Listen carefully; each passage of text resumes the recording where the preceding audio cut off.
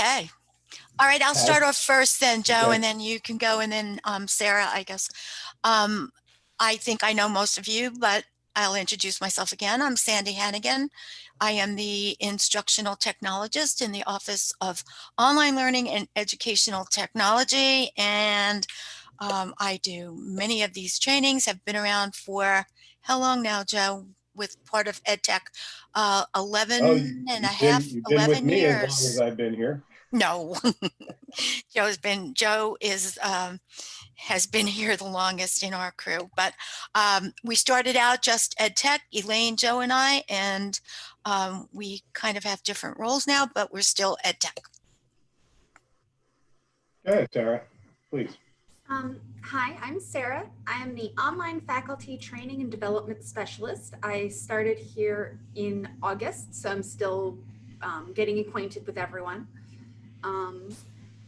Doing more of these trainings, scheduling, that kind of thing. So if there's specific things you want to learn, let me know. I can make it happen.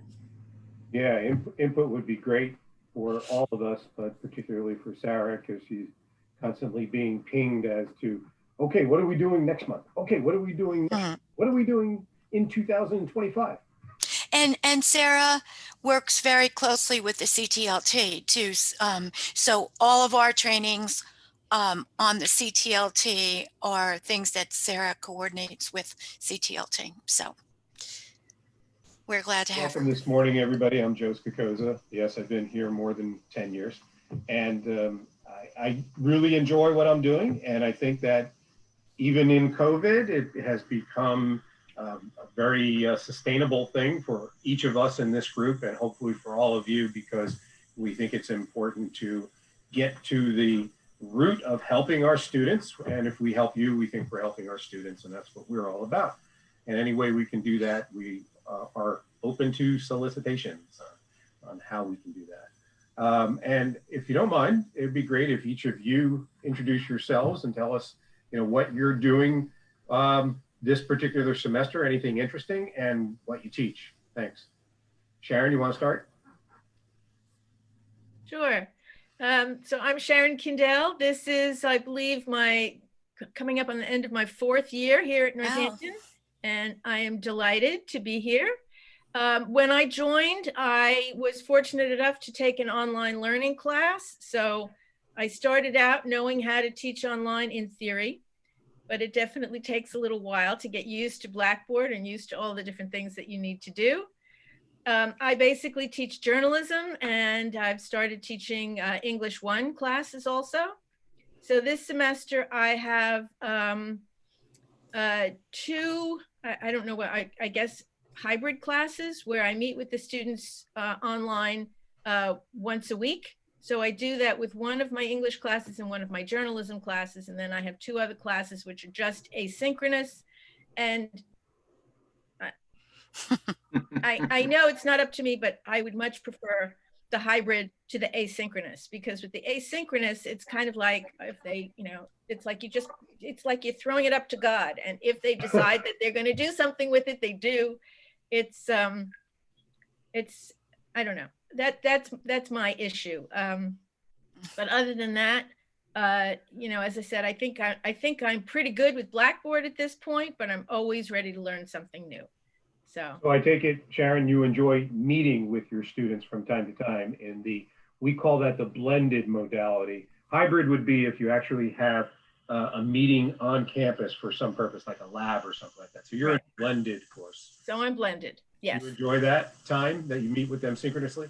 Absolutely. I think that, I prefer live, of course. It's really nice when you're in front of your students, but at least when you can see them. And I always make my students put their camera on, and there's always, interaction. That to me at least is as close as you can get to being live with someone. And so I like that. I think that there are more opportunities than to help someone. So Wendy and John can attest to this. You've both been with us for a while in the online environment, and you'll recall that online learning always had for online courses, a requirement that you meet with your students via Blackboard Collaborate at least 3 times a semester, correct? Correct. That requirement really isn't there anymore, but I think Sharon's speaking to why we wanted that. And I think it's really important to make that connection and that engagement with your students, especially more so today. So John, you're the next person in my Hollywood Squares. Anything to tell us? I've been teaching about 6 years now, mostly online. I've had a couple of on-ground classes, and they give me a couple more. I'd more than appreciate it, but I'm getting another online next semester. Like you said, you're not in touch with your students that often, and it's when you do have students that don't perform well, it's tough to get them on track. But I still do the Blackboard Collaborate 3 times a semester, and I think it helps get your point across. Yeah. Good. Wendy, you're next. Hello, I'm Wendy Aki. I've been teaching online, dare I say, for over 13 years. Yeah, I know I don't look that old, but really since I came to the college, which is 15 years ago, I embarked in online learning. So I've gone through, seen a lot of changes. I'm teaching a myriad this semester. I'm teaching 2 courses, 100% online asynchronous, which I always do. And then I have 3 courses that are, or 4 courses rather, that are blended.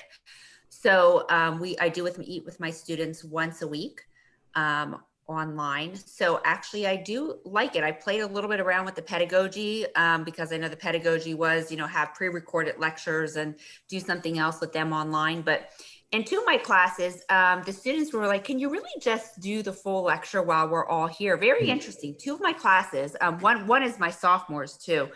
So I've kind of done that and just recorded it to make it available for reference.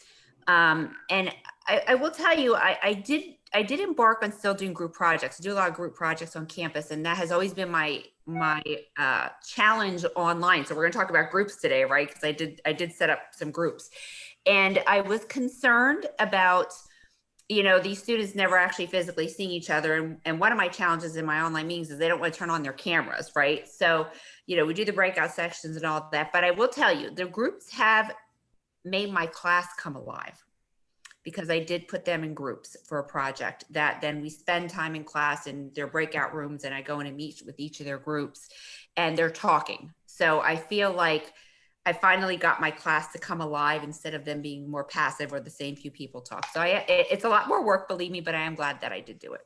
Good. That's good. That's good news, making the virtual classroom at least somewhat interactive, like you had in a face-to-face situation. And Anita Forrester, welcome. Hi. Hi. I've been teaching online for a long time, but I've been at NCC, I think I mentioned that yesterday, for 13 years now. Different group. Yeah, well, John was here. John was, yes.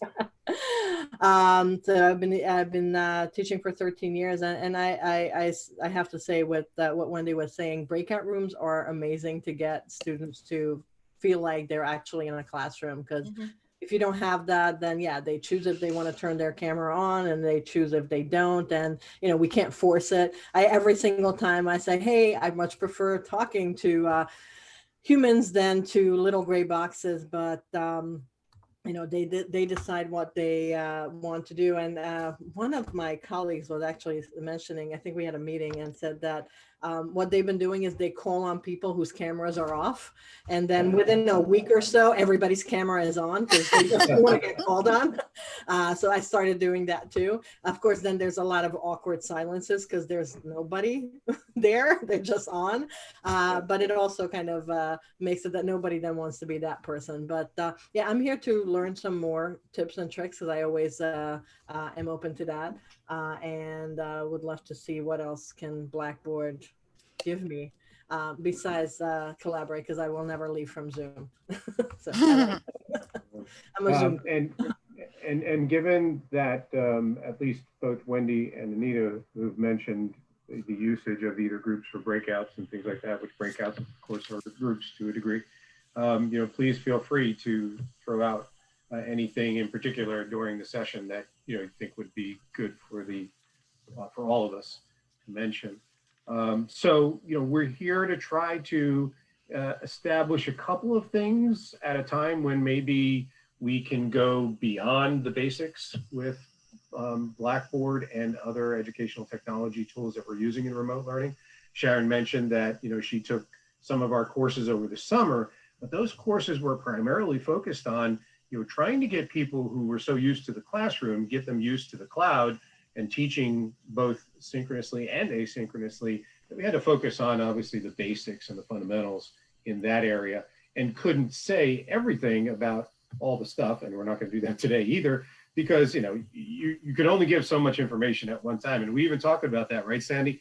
Yeah. Things we talked about was cognitive overload.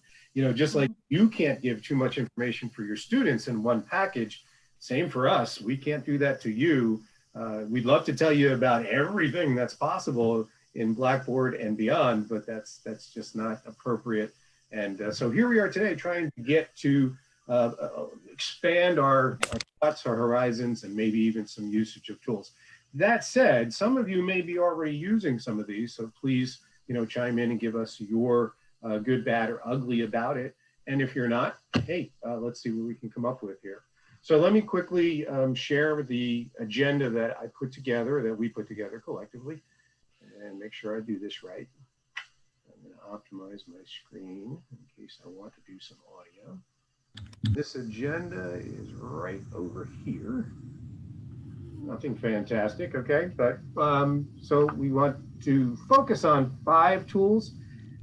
We thought we were talking about this, what, ladies, 2-3 weeks ago? Yeah. A hard time narrowing down to top 5. And, using that terminology, top 5, that would be anybody's survey guess. I'm sure if we threw these up and put them against 5 other tools in Blackboard, we may come up with a new top 5, depending upon who's writing up the survey. In any case, we just want you to learn about those. Some of them are going to be for engagement and collaboration, and some of them might be just helpful to you in terms of how you're working with your course and being efficient about some things, etc. And some things may be stuff, Wendy says 13 years. I'd love to find out if there's any aha, oh really, from her on some of this stuff, because there's just so many things that people don't explore from time to time, or we don't get the information out about them, and we're going to try to do a better job of that. So yeah, the idea is we want to be cracking the BB surface. Hopefully you can see that. Is it large enough? I can make it larger. Yes, we can see. Okay, good. And we want to basically give you an awareness today and show you a little bit of how-to on these added, value-added features.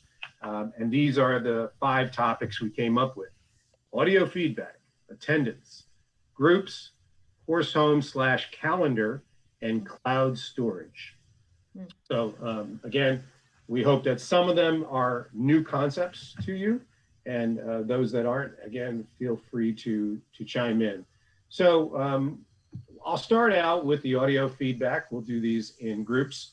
And the idea of audio feedback is meant to be just that, where you can talk to your students, and not in a live synchronous session, but in an asynchronous format. We're all used to discussion boards. We're all used to maybe the comments in Grade Center. And if you're not used to some of the things that we mentioned, why don't you put something in the chat, and maybe that might be a topic for another session. But in any case, the audio feedback itself is an alternative way to give feedback to your students when you're doing grading. And it's done so by, you guessed it, audio. So what do you need to have? A microphone, and I think all of us have a microphone and a webcam at this stage, but it's available to you in just about anything you're grading. So the nice thing about that is it's just going to shake things up a little bit. It's not the same old text that your students are looking at. Number 2, it might get your students thinking that, and you thinking that you might want to have alternate forms of them contributing to the course. Some of you probably are already using Flipgrid. That's a nice alternate form that provides both audio and video. But one thing I might just make honorable mention here, I don't mean to focus on it at all, is that there is in Echo 360 a video assignment feature. So something to be thinking about for the future. where your students can actually submit assignments as an echo video using echo themselves. But we're here primarily to show you that when you're using this alternative form of feedback, we think that it's helpful. It accommodates, different learning styles, and hopefully we'll get them a little bit more interested in hearing what you have to say. And for people like me, it's a good thing I don't teach, it would be a lot quicker to just speak it than it would be to type it out. Of course, that depends on how much feedback you're giving them, I suppose. Some of you probably give pages of feedback, especially if it's English and you're on a paper or something like that. And others may just do a very quick, short sentence. It depends on the circumstances. Okay, so obviously somebody brought this up as we were putting it together, and I didn't think about this one, but your audio is another way of providing a presence to your students, and hearing your voice or seeing your face. Obviously, you guys were all interested in that in your welcome introductions today, that seeing your students was really important. So it's important for your students to see you too, whether it be just your voice or your video as well. And sometimes our tone comes across differently when we speak it than when we write it. Would you agree with that? Definitely. Yeah. Your students may not know how to take your feedback. They may read, it might be a good idea for you to introduce this kind of metaphor in your analysis. And they're sitting there thinking, oh, geez, what the hell? I didn't do it right. Say. But when you speak it, you might be able to add a little bit more commentary than you would if you were typing it as well. So it's a good opportunity to give that process there a try. And of course, this kind of feedback is available in various places. And I think that if we get students used to looking at the feedback or listening to the feedback, hopefully they'll look for it a little bit more. I think feedback in general in Blackboard is something that a lot of instructors are still just getting used to. And students, I think, are sometimes wagging the tail there, because they might tell an instructor, oh, hey, I didn't see any feedback on that test, but my instructor in so-and-so course, he does that.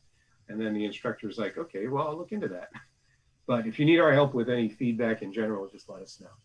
So any thoughts or questions about this process, not process, but this activity, this feature before we go into the how-to?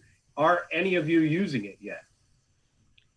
Feel free to take the mic or put something in chat. I don't use the audio feedback, but I do regular feedback. And I know, like, when, for instance, on discussion or anything, if I type something in as feedback, they don't even realize it, Right. that there's feedback in there. And then you have to go, see that little bubble next to your grade? Just click on that. So I was just going in. I'm like, oh, where's the audio feedback button in the grade? So I'm just going in there now to check that out. So I've got a little tip for you guys. For those of you, again, maybe Sharon, probably the best one of the bunch of you, because I know we saw her frequently over the summer. But Sharon, what is the one thing we tried to focus on throughout any of those sessions? If we were to say to you in one of those remote learning sessions, if there's one thing across the board that we wanted you to come away with, what might that have been? I don't remember. Okay. Well, I think it wasn't necessarily stated explicitly that way, but almost every session that I did anyway, what did I show? How to access Blackboard Help. Right? In all of this time, I have to be honest here, okay? Honest. I don't go to Blackboard Help. I email Sandy. Well, we love you.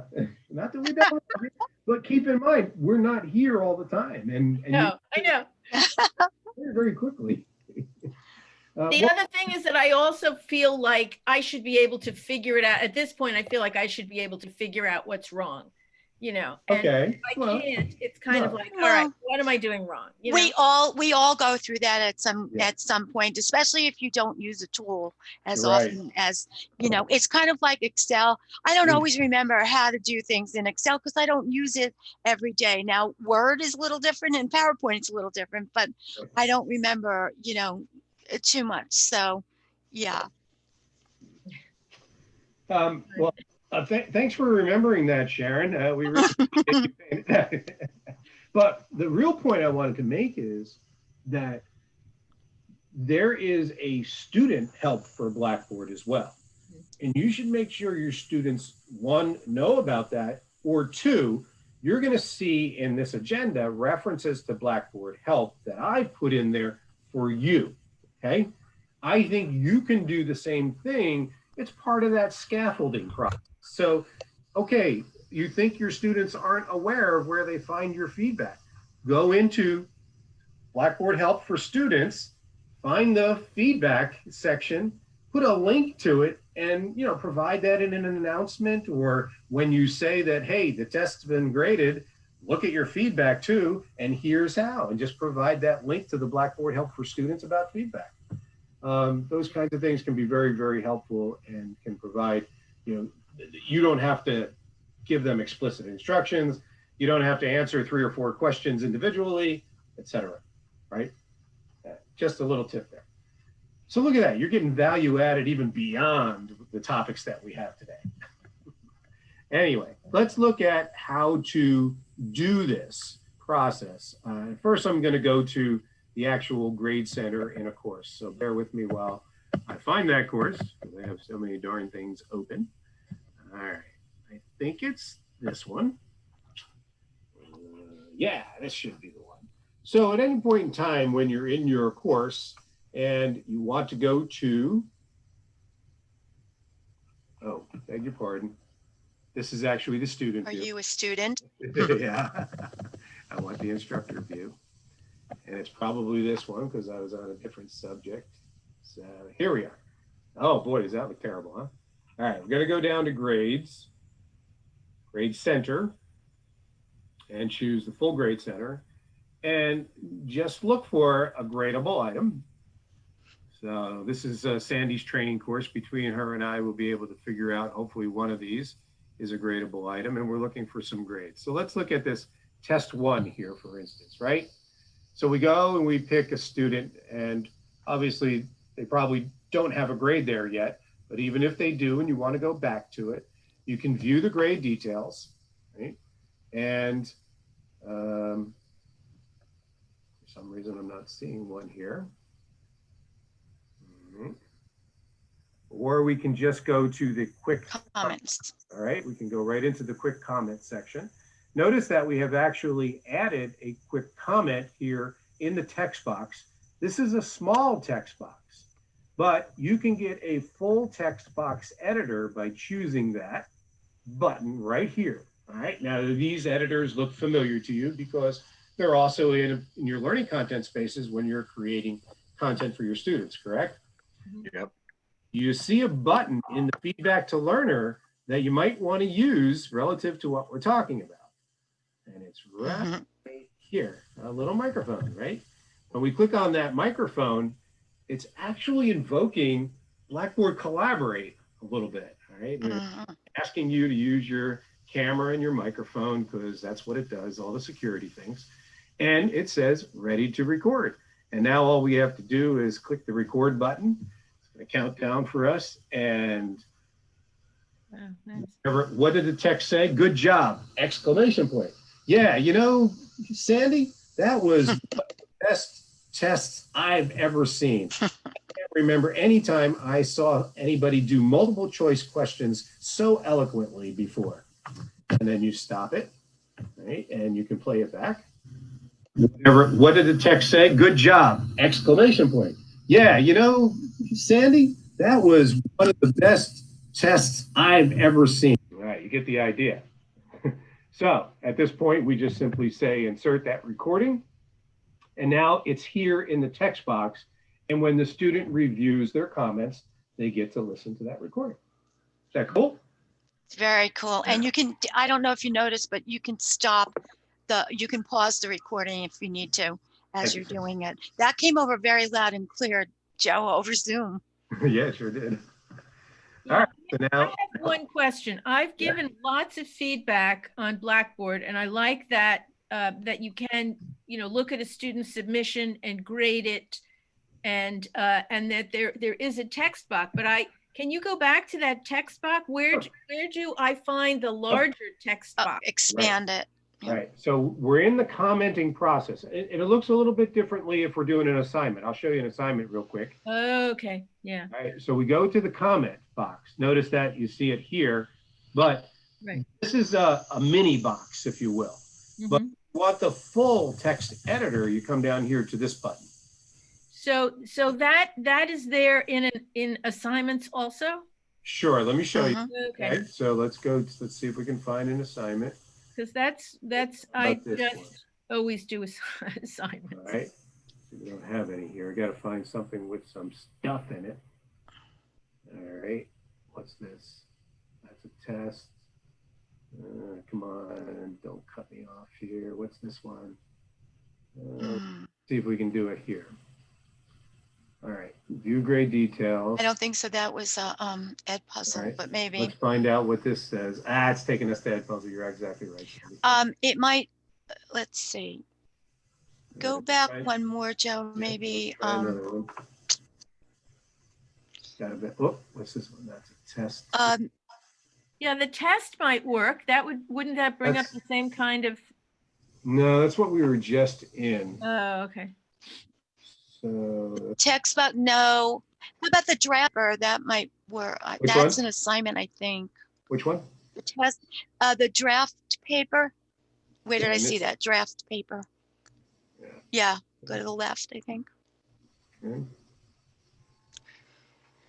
Let's see. What's a paper? Let's see. Annotate. That's a paper from Annotate. All right, let's check this. Yeah, that might work. Just so all you have to do is click. Good. This is perfect. Okay. Quick comment. On an assignment, right? You know, where a student has uploaded, and even if they haven't uploaded, they might just be writing the submission in the assignment tool. But this little box here has to be opened up. Right.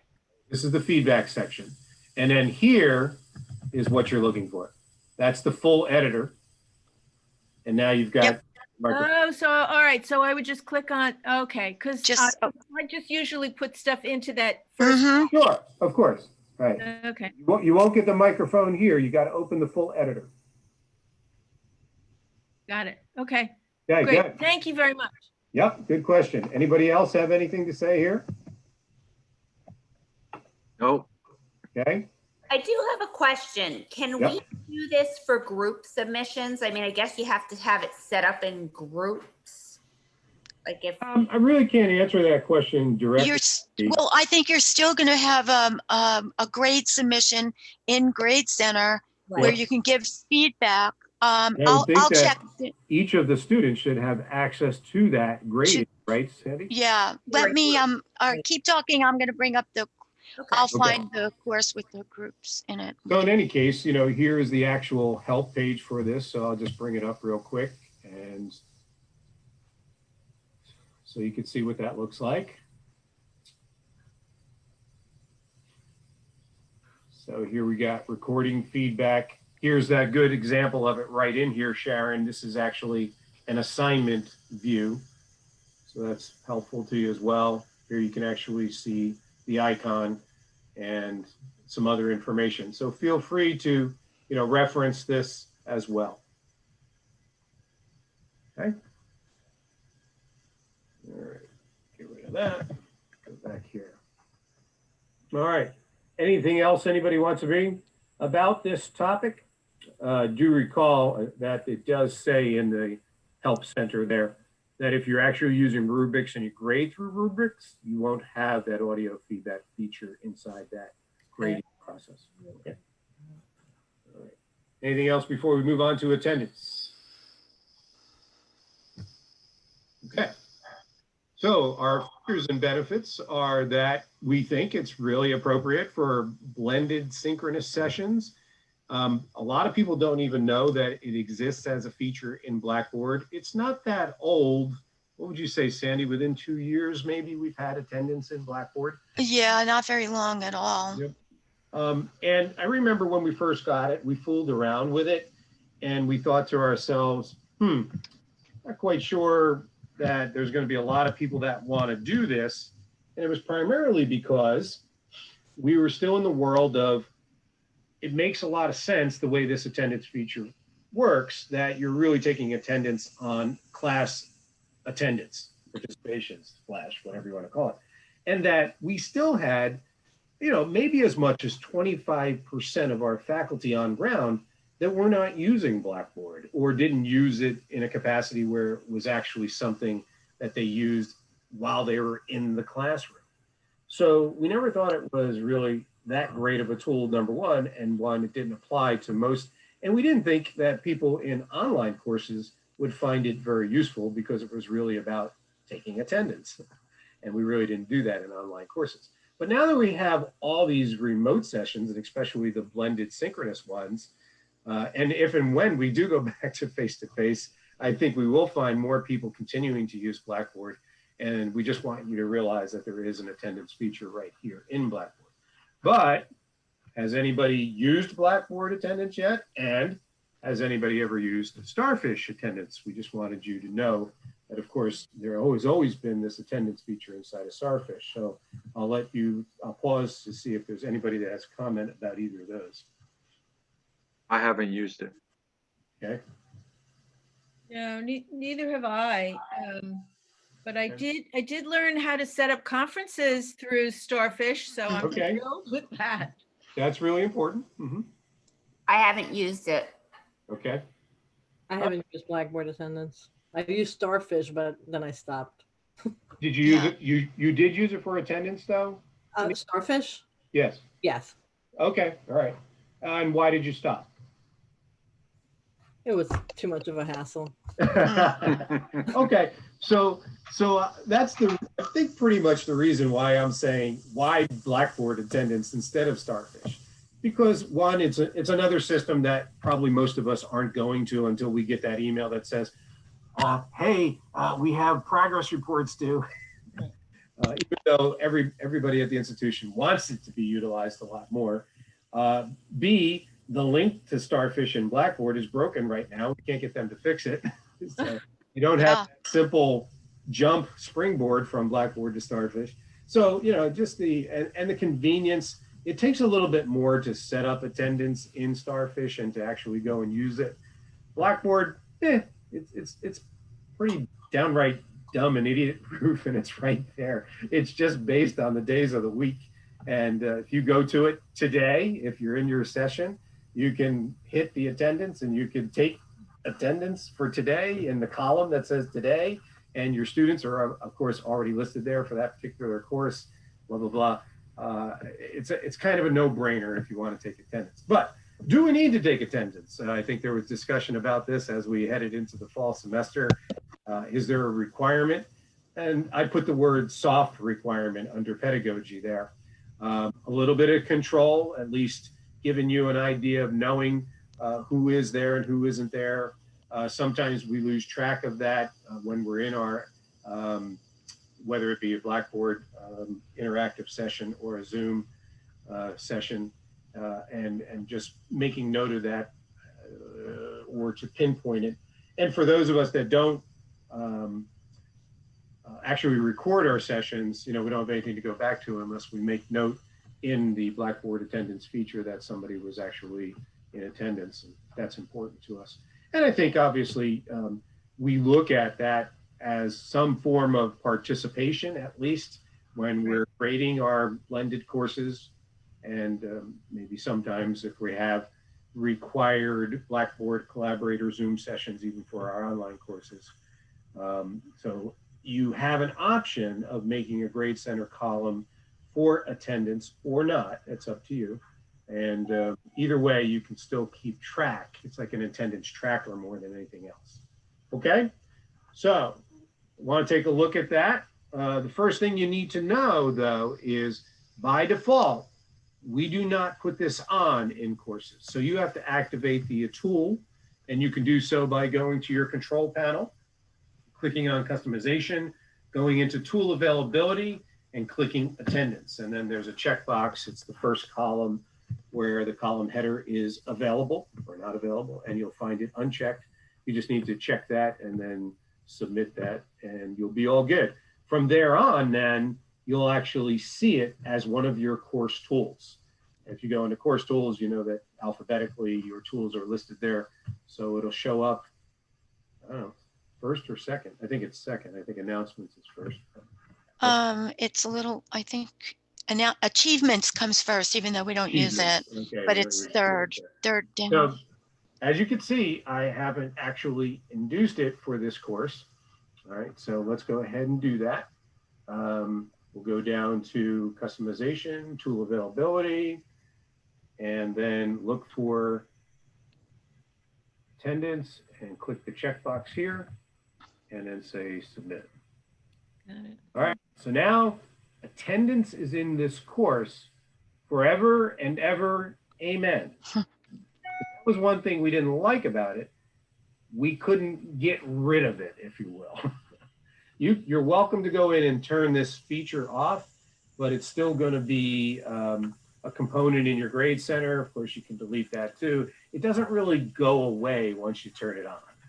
So unless that's changed, I haven't really looked at that in probably the last 6 to 10 months. So I don't know if Sandy knows anything different.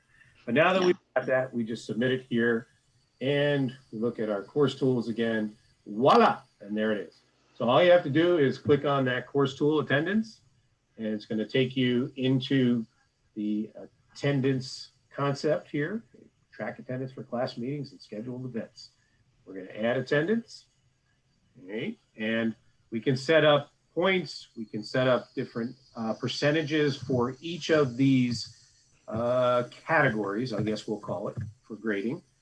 And if you don't put points in, I don't think it's going to create that actual grade center column for you.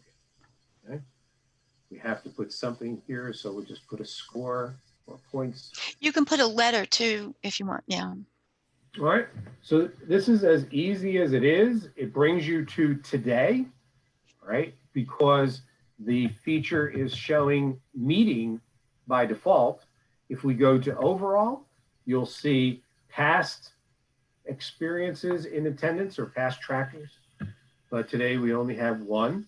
So at this point, for all of our folks, we can just say they are present, late, absent, or excused. And we would just click here, click here, click here, and click there. And basically it's saved by default. And you have a little settings area over here if you want to make any changes to what we did initially. And that's really it. This we'll call it spreadsheet, will build as you use it. So you will have yesterday or last weekend, if you've done it last week, and then you do it again this week, if you have one meeting per week. And that's really all there is to it. And Joe, can we see that in the grade center? That's a good idea. It should I don't think it puts date in. I think it puts day in. So we may just see Thursday. And I'm wondering, I never tried this, but you might be able to create a smart view just for attendance too. Oh, I bet you could. And here it is. And what it did was it put a score there relative to you know, what you chose for each of those categories for the students that were in or not in attendance. Now, this will be cumulative, okay? So you get one attendance column, and for each student's date, it will keep modifying these numbers. Any thoughts, questions, or other from you about that? I just want to throw in, if you're teaching a blended class, this will come in handy, because if they're required to attend that hour and 15 minutes or whatever you're doing, even hybrid, this is an easy way to keep track of who is there. Well, look at that. Right here in the help for attendance, it actually says face-to-face and blended courses. Here are some reasons, you know, I'm assuming, I think the middle one here would be the only thing that I think NCC might be concerned about as a whole. There are certain, obviously, other disciplines at NCC that may require some attendance, et cetera. As far as I know, we have not been given any, maybe you know this, Wendy, we have not been given any instruction on attendance for blended classes. I think they were talking about a policy, but since we went into this modality so quickly, I don't think there's anything. And correct me if I'm wrong, I don't think so. You know, I just had emailed my dean about this, and you know, my colleagues in the business cluster, everybody kind of is interpreting it a little bit differently. Uh-huh. Some are not taking attendance but having their weekly online meetings. I do take attendance. I have it required in my syllabus. And I think, and Sandy, you and I had that question, like, Yep. what if they're doing the work in the course, but they don't ever come to the blended online meeting? Well, Right.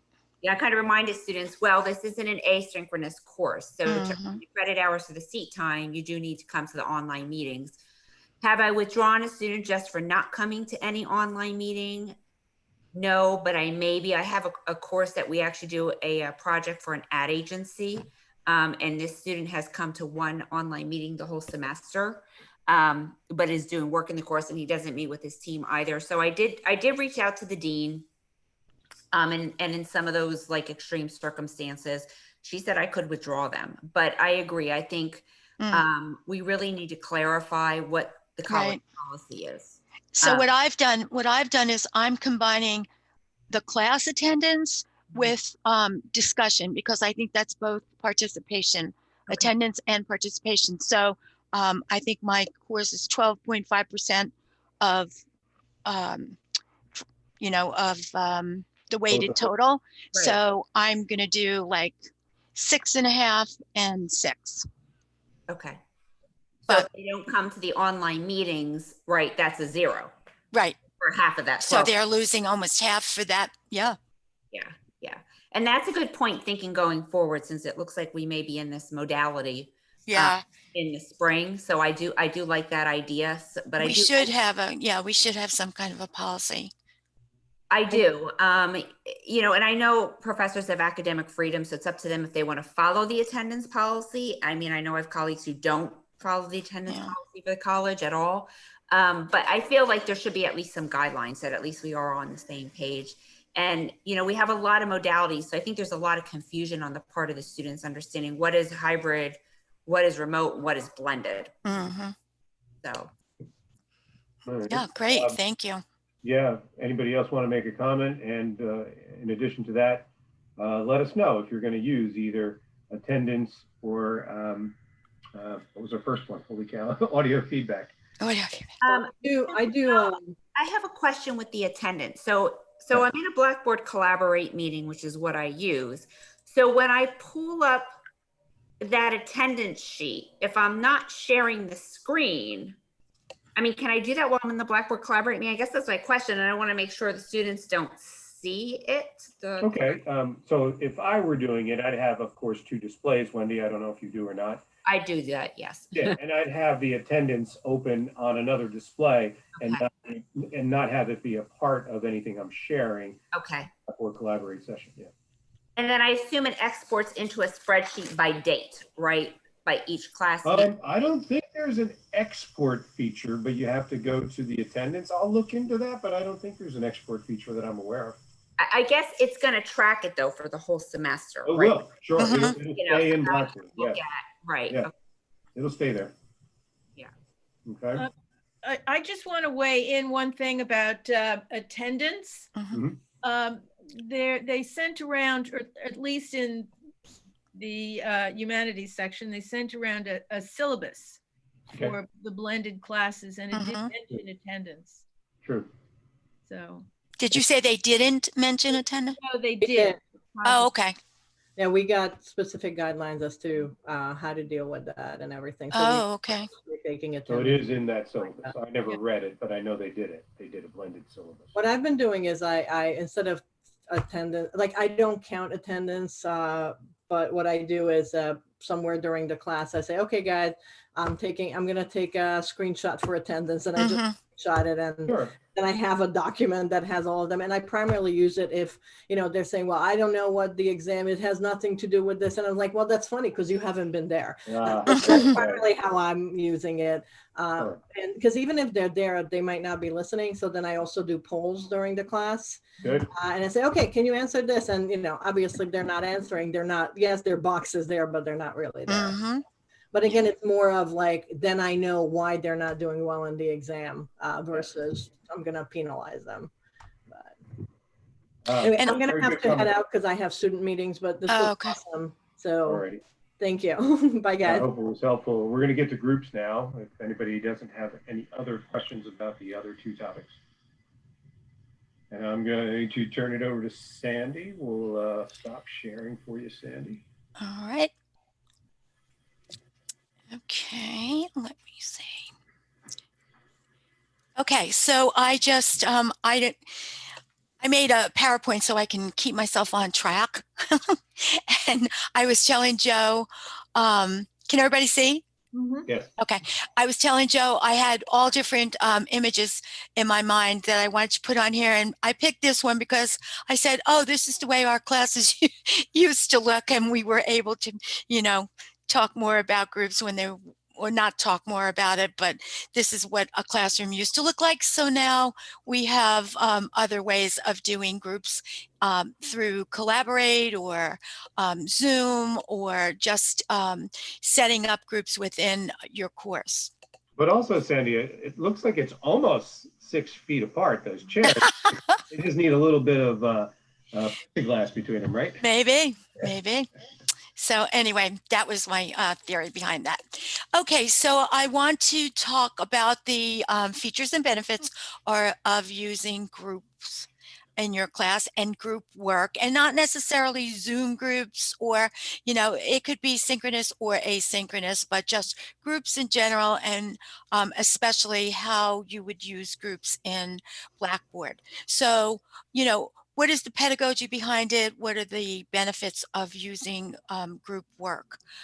It does promote and improve critical thinking and problem solving when you put students in a group. Remember, there are many students that never want to talk up and give their opinion, but when they're in a group, they can think about what others in the group are projecting, and it does promote and improve their critical thinking. Number one, it does increase student engagement. By working in a group, they have to be part of that group.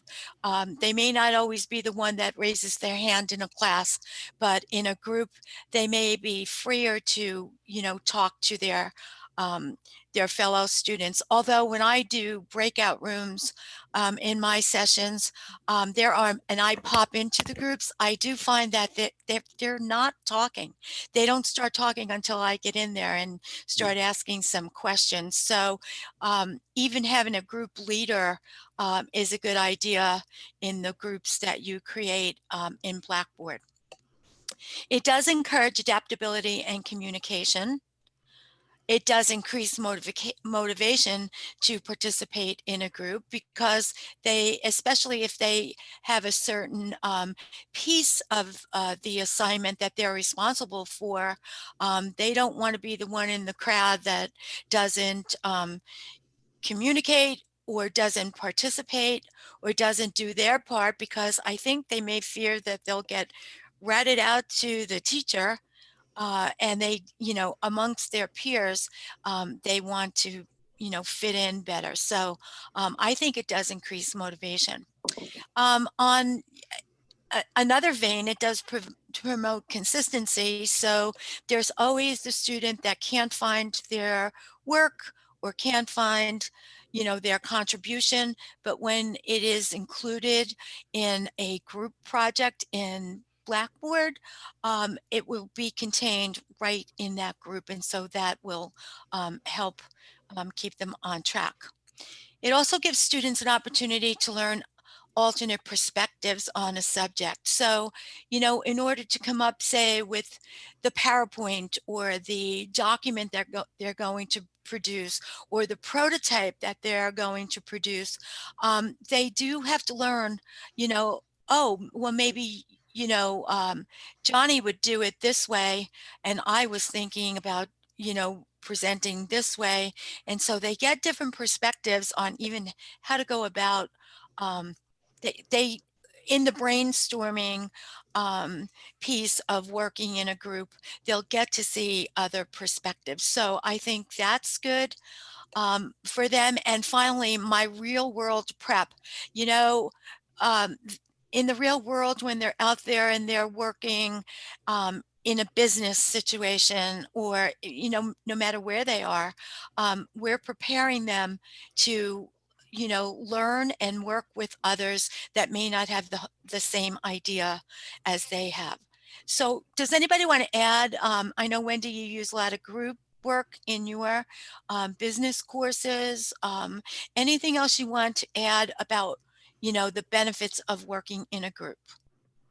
As I mentioned before, I did keep the groups in my blended classes this semester, and they are coming alive. In the beginning, they weren't really talking in the groups, and when I put them in groups, I do pop into each group. And I can tell you just this week, when I popped into the groups, they were all talking. They all had their cameras on, except for maybe one or two students.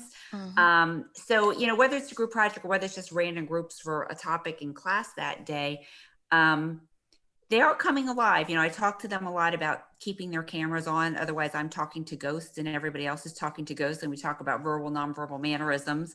And I just say real world prep. I said, the real world is working this way. It's not just college students. So I have colleagues working at B. Braun, at Aesculap, at Just Born. They're still remote. They're still doing, online meetings. They're collaborating this way. They have their cameras on. And, the world that they enter, whether when they graduate or internship, this may still be a mode. And I said, even if we go back to whatever the new normal is, I think you're going to see remote working more popular than ever. I think companies are going to realize that they can reduce their overhead and things like that. So in other words, another reason why students really have to learn to kind of adapt to this and the collaborative learning, even online. Right. Absolutely. Thank you. Yep.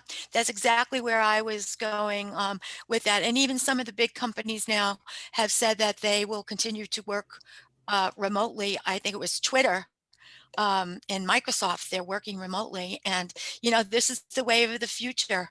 And just as a side note, many years ago, HP brought this model up. They first started out with having satellite offices. So if you worked for HP in Bethlehem, you may be able to go to an office right there and check in and work there, or work at home. And then they went to a full remote model at home. So this has been going on for a while, and it saves office space, commuting dollars.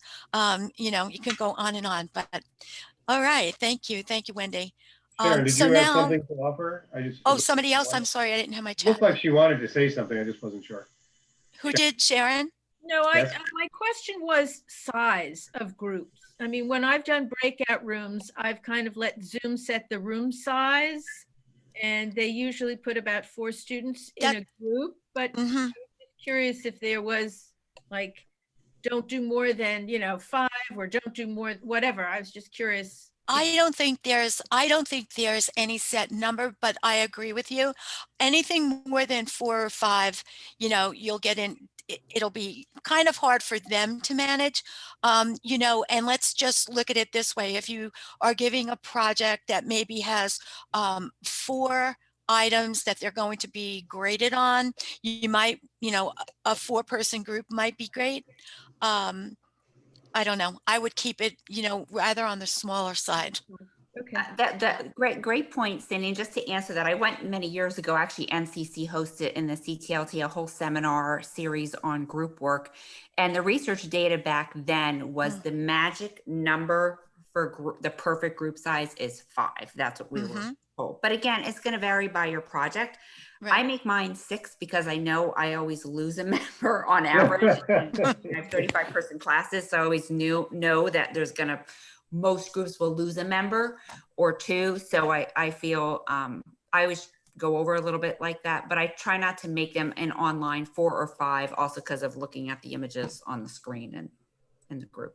Yeah, that's great. Great. Okay, so now with you as the instructor, what's the advantage or, what are the benefits for you creating groups and using them? A couple of things you need to figure out, depending again on how many people you would like to have in a group, but you're going to have to think about, do you want your students to self-enroll? Do you want to manually enroll them, or do you want to do it randomly? So, something to think about in courses that have, like I would think, Wendy, in your business courses, you have all business majors, I would think. So, that wouldn't be too difficult for you.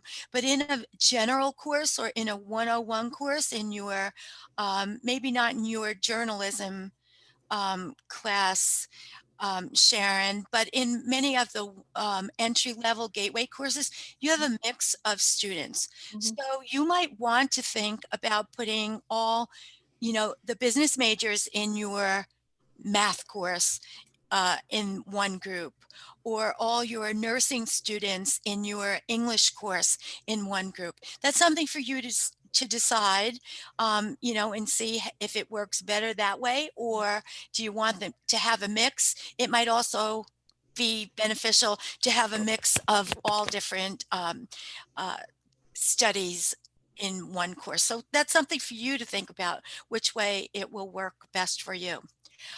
For you as the instructor, I know if I was giving a big project as a final grade, I would much rather have 5 projects to grade than 25. So if you create 5 groups of 5, you only have to grade 5 groups. You are looking individually on what, students are doing, if that's the way you set it, and you can grade it that way. If, that's how you set up your group. But I think grading 5 big projects is a whole lot better than grading 25 individual projects. Um, as I mentioned before, you can incorporate a variety of tasks inside the group. And by doing that, you're bringing in all different tools from Blackboard. So maybe you want your group to have wikis, journals, and blogs as part of the overall grade. You're bringing in different tools into the group other than just, say, a paper or some type of prototype. So you can think about that and plan it out accordingly. You can set your grading options. Do you want to grade the group? Do you want to give individual grades, or do you want to grade the entire group and give everyone the same grade when they're in a group? And then finally, what's really nice is to set a smart view, so that you can pull up and I'm going to show you that in a minute. You can set up a smart view for all of your groups. So you can just look at group A, group B, group C, depending on how they are named. So anything else you'd like to say about some of your role and, benefits for you and how you're going to, grade your groups? If not, I'm going to just move on. There is a Blackboard document that I put in this. See if this will come up, and I'm not sure it will. But of course, there is that nice help. And that's what this is. There's a lot of information in the help section. We're not seeing it. You're not seeing it because Yeah, no, I'll have to stop and share it. Yeah.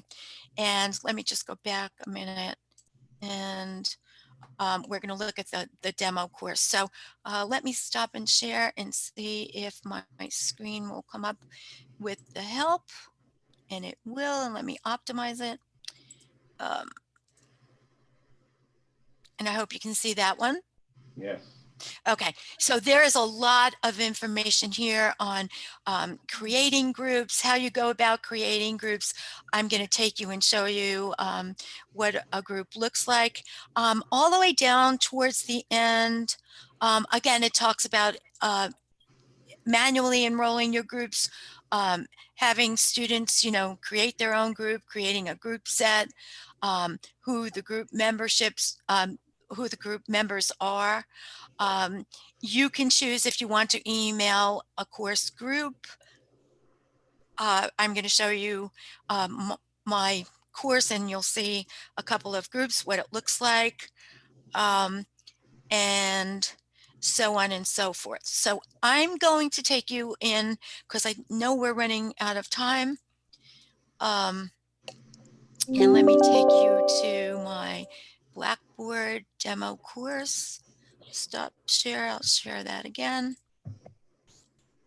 So what I wanted to show you was that I have some groups created. Can everybody see the group? Yeah, it's a little blurry, Sandy, but I think we get the gist. Yours was a little blurry before too, so I don't know, maybe because I said optimize, who knows? But you can see that I chose to have my groups have smart views for my groups. And so I created a couple of different groups, and you can easily do that by coming down to the course management and creating a group. So when you click on groups, you can give them names. I have several groups here. I can come here and see, I can create a smart view. I think this one did not have a smart view, but I think the B and C did. I can open up the group. I can edit the group. And I like what you said, Wendy, about having, 5 or 6 in a group because somebody leaves. You can always, take them out of the group membership by doing that. So here, when I'm beginning and having a grade, I can set a blog. Let's say I want to, a blog is going to be part of their overall grade. I want to give 10 points for that. I can have my discussion board and allow any group members to create a forum, or I could say no. I can allow email. File exchange is a big one, because if you don't click off file exchange, they will not be able to share documents with other members of the group. So be sure that you click on file exchange. I can decide if I want to include journals. So Sharon, I'm sure you want to have a journal or something included in your group. I'm going to say no grading for my journals. There are different tasks. You can get to see, they even have Joe Echo 360 video library, Yeah. which is, I think that's new because I don't really remember seeing that earlier, but I guess since we added it to the mashups, Right. that might be, something available. Wikis, and you can see. Okay, I don't know why we'd want Follett Discover, but that may be something you want. So I can see here my membership. I have someone that is an instructor too. I have someone else here, which is my student account. I can add, if you're doing manual, you can add someone here. Let's see, I think I have Joe here. So let's see if I can add We cannot him. see that, Sandy. We just see it. Yeah, you can't see Black that box. mostly. Let me just go ahead and click it, but maybe you'll be able to see it here. Can you now? We see the new person added. Yeah, you can see the new person. And as well, you can click and remove. I'm going to remove instructor 2 because they're no longer part of Blackboard. So I'm going to submit that, and you'll see that there was a new group created. I can quickly look at, my group. I can show the group code, which would sometimes be their name or any other item that is associated with that group. And what I want to show you next is that I can go to the Grade Center. Hmm. You can't see? Question? You're okay, I think. Okay.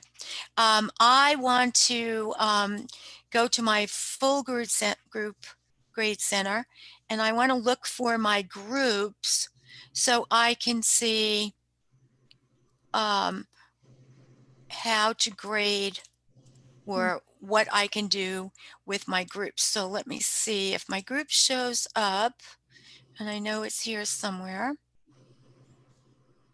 I may have passed it. Okay, here's a group here. And you can see here, I really don't have anything associated with that group yet, but you get the idea that group A will show up here. I could, you know, edit, give grades. I thought I put a grade in here earlier, but I didn't. So here's where I would be able to go in and grade my different groups. Let's see if I can put something in there now. I can't because nothing has been submitted yet, but you get the idea of how the group will show up in the Grade Center. I also have a group B, and that may not have indicated to show up how I grade that, and it didn't. So, and I don't even know who's in that group, but I can see, and again, I created a smart group for this group B. I think I did for group C. And here's where you can see all of the tasks that are associated with that particular group. Okay, I noticed here in group C, I allowed file exchange. That wasn't one of the tasks that was allowed in the group B. Okay. They can even have the option of creating a group banner, you know, and I think to groups, when they get together in Blackboard, they, you know, give themselves all kinds of names. So it, you know, they may not just be called group B, they might be called, you know, might be named after a movie or something like that. And that's when you would see the name of group B. So that's how to make a smart view. You'd create a smart view for the group, and I can see the group properties this way. If by clicking that arrow, I can see who is a member of that group. I can see what tools and tasks they are associated with them. And then I can also see what assignments that particular group has. Right now, nobody has an assignment in that group. I can just see the members and the tasks that they are assigned. So Wendy, do you use these groups? And if so, do you tell me what tasks you assign for each individual group?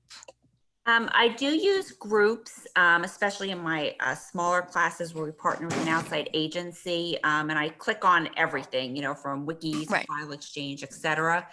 I don't know, to be honest with you, how much the students use it. They tend to like to use like Google Docs to collaborate, you know, which I really kind of integrate it into Blackboard. In the past, I've set up wikis for each group, you know, where they could post things. And I realized they didn't really use it. Like they would just work on it together on a Google document and then just kind of copy and paste because I wanted to see in the wiki. I have discussion boards. They like to communicate via text, even though I say I need to see work posted in the discussion board. So, I mean, I do use it. You know, there might be some teams that do use it steadily. If anything, they probably might use it very commonly for the email, that they can easily email each other quickly in the group. That's probably the most common. And I set up the discussion board, but more or less for them to even back up group work documents in case somebody should leave the group. But it's always been my challenge where I've kind of forced them to use the wiki and then I kind of backed off and left it an option. So, you know, this generation tends to like to figure out how they want to manage things. But to be honestly, for me as an instructor, I think it's easier to grade. It Because certainly or is. to communicate to the group that I can just hit an email and I know it's going to the group for feedback. Right. So that's Right. really how I like to use it. It's a little bit of an uphill battle encouraging them to use it.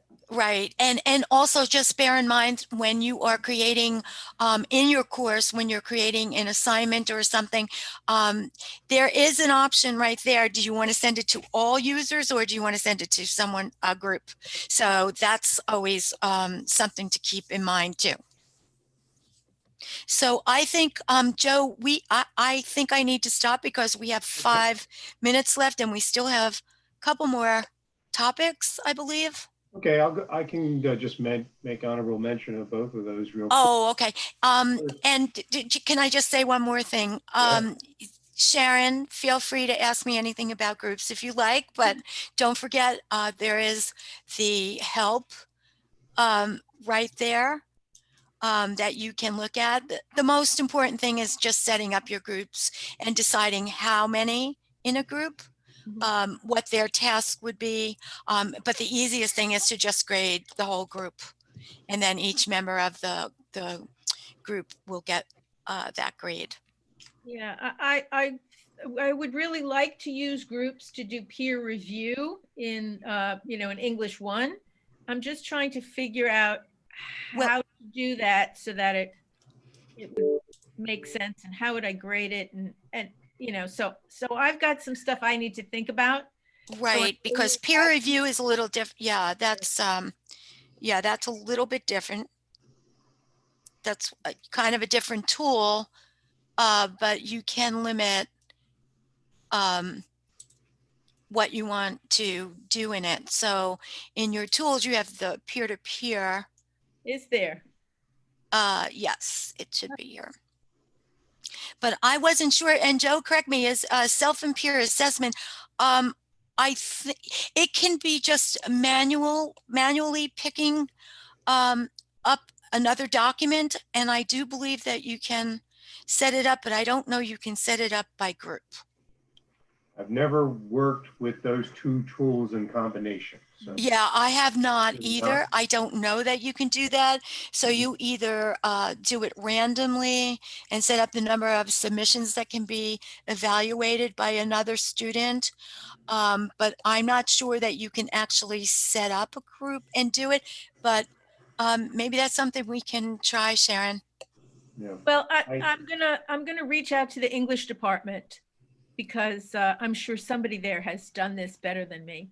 So I think Jennifer Absalom may be your key. I will try her. Yeah. Thanks. I just wanted to mention because I think it was Wendy that pointed out that some of the students don't even know some of these tools.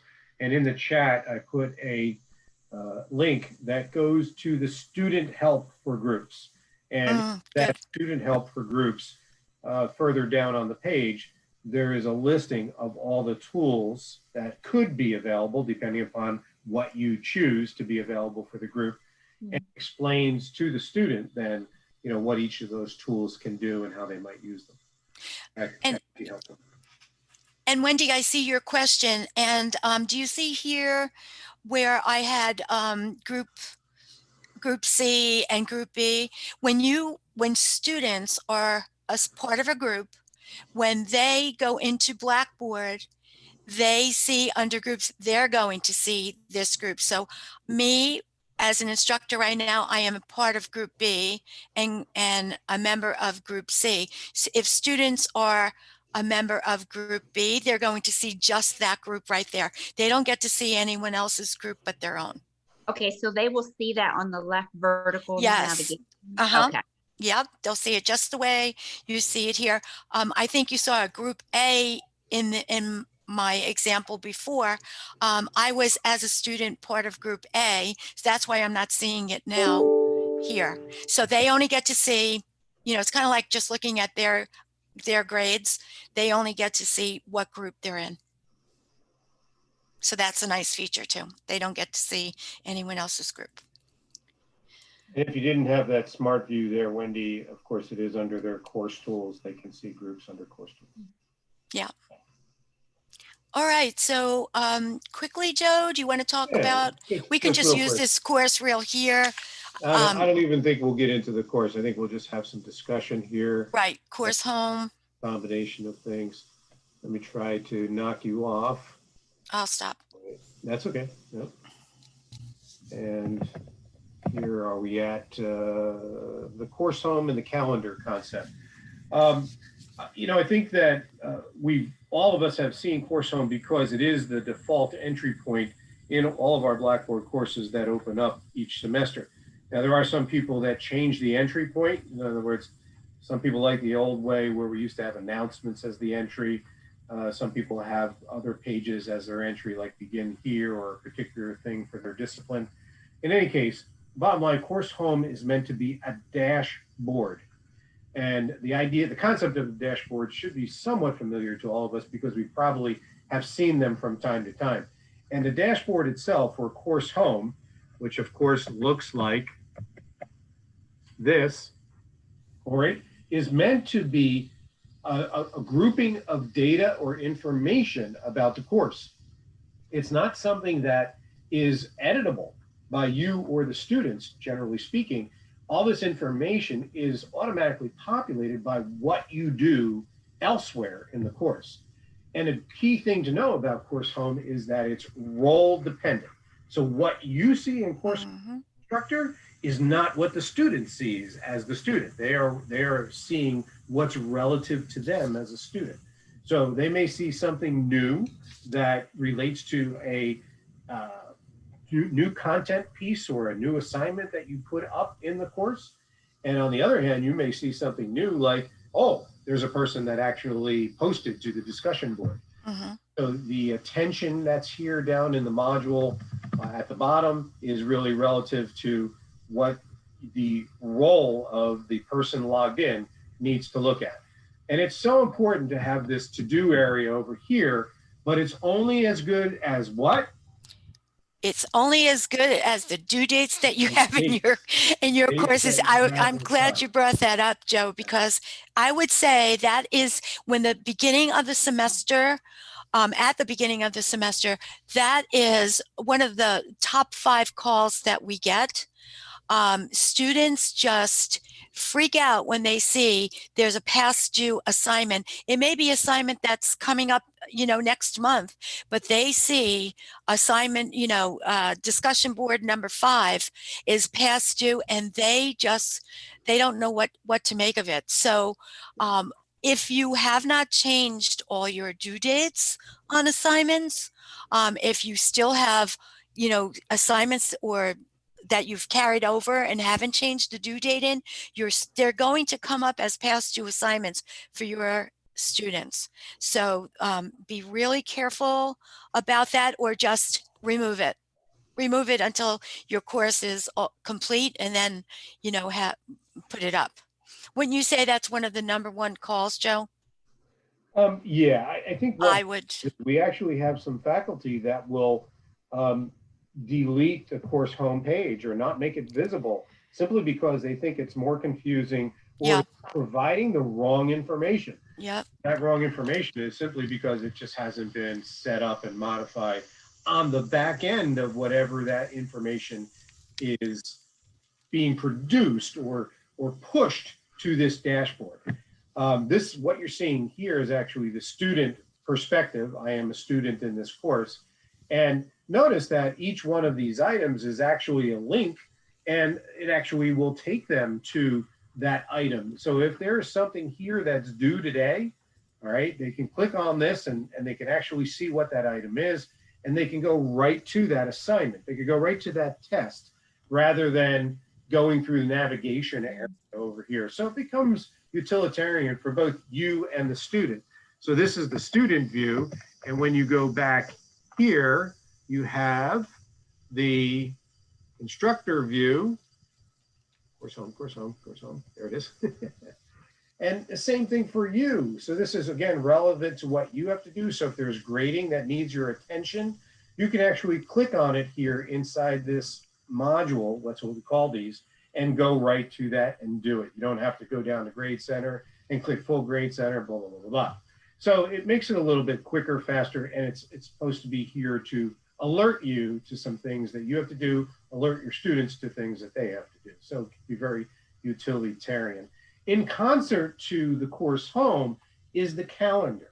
Now, I know that some faculty will actually install the calendar because it is a tool right on the navigation menu, but of course it is available to students. I'm going to go back to that student view. Always available right in the course tools area if you want. And it's also somewhere else. Oh, why did it say that? That is weird. Well, because I got knocked off. Real quick here. All right.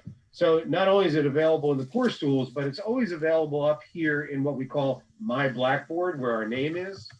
Okay, so when you pull down this menu, you've got a calendar. So here is me as a student. This is all the courses that I'm taking by color code. So I can see all the things that are automatically populated because of those assignments, those tests, those whatever that are actually in the course. And then I can also include my own personal event here simply by clicking this plus sign. And so can you as an instructor. So you can't populate your calendar to go out to your students. You have to do so basically by virtue of an assignment, a test, a quiz, a discussion board that has a due date associated with it. It will automatically post to this calendar. And then over here on the left, the student can see and decide which courses they want to see the calendar for, just simply by checking and unchecking those particular courses. So it's good utilitarian features, the course home and the calendar for both you and the students. You know, you can put your own item in here personally. Here the student says, hey, I want to attend today's web shop at 11 o'clock, but you in your calendar, you can also throw in something that says, hey, I want to put an announcement in tonight for tomorrow, you know, that kind of thing. So you can throw little reminders in there for yourself if you would like. All right, and then last but not least, we have the cloud storage.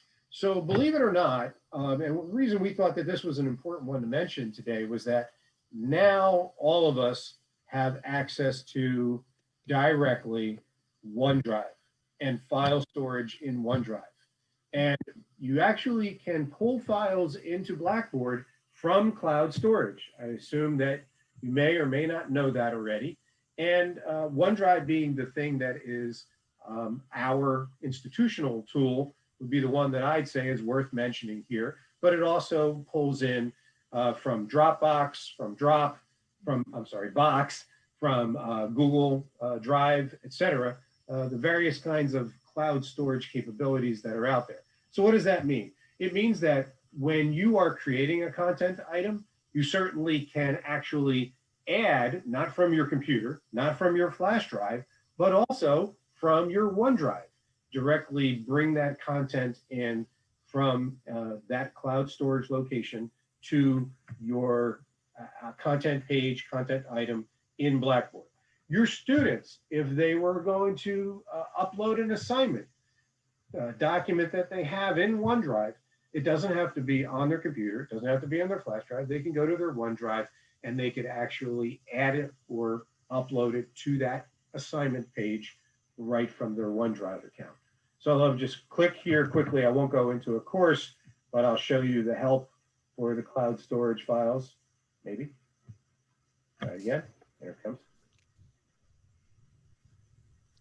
And you can see that here are the different tools that are out there for it. It's basically going to ask you to link your Blackboard with your account, wherever it is. And again, I'm suggesting that we use OneDrive, whether it be your instructor's OneDrive or the students use it for instance, their student OneDrive. And as you can see, when they're doing a file upload, they'll now have this new button that says cloud storage. We already have my computer and course and or possibly content collection, but they'll now see, and you will see cloud storage. Each person has to go through this actual activation process first before they can use this tool. All right. Any thoughts, comments, questions about either of those two? Cloud storage course home / calendar? Nope. Sounds good, guys. You've just given me a lot to think about. Thank you so much. Sorry, we weren't able to go a little bit more fully into those. And just general thoughts based upon what I showed you on, and Sandy too, with course home, course calendar, and cloud storage. Number one, were they new to you in terms of concept? Probably not course home because it's always there. But I wonder how many of you even bothered to click on the calendar option in your Blackboard courses. Not me. What, not you, John? No, I've never used that calendar before. Okay, all right. Well, it's at least something for you to explore. Well, Yeah. it's pretty scary for us when we're in like 50 courses. Yeah, So right. they run out of colors. It's kind of like the hurricanes, going through the alphabet and then going through the Greek alphabet this year. So that's where we are. Yeah, sometimes it takes a minute or two for my calendar to populate. Yeah. Looking for all those courses. All right. Any other thoughts before we say sayonara? Just good as always. Thank you, guys. Yeah, thanks for your help. All right. Take care. Have a good Absolutely. rest of the week. Good to see Weekend's all you. almost here. Thanks. Have a good weekend.